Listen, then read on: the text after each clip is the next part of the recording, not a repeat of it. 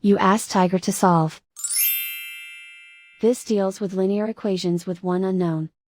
The final result is n equals -15. Let's solve it step by step.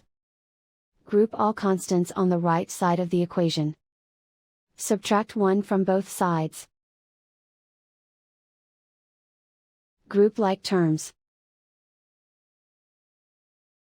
Simplify the arithmetic.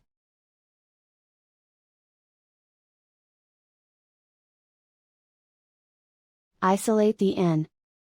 Divide both sides by -7. Cancel out the negatives. Simplify the fraction. Move the negative sign from the denominator to the numerator.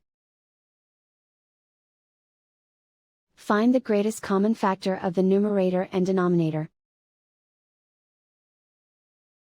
Factor out and cancel the greatest common factor. And so the final result is n equals -15.